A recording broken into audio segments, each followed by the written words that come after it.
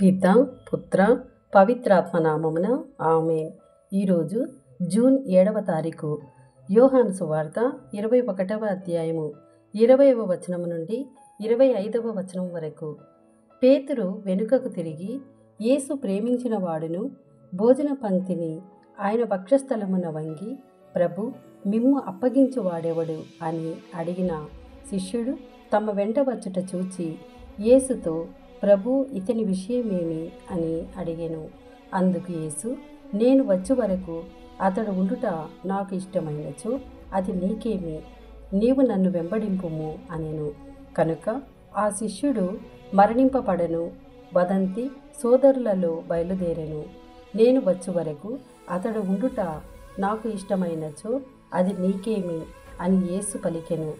కానీ అతడు మరణింపడని చెప్పలేదు.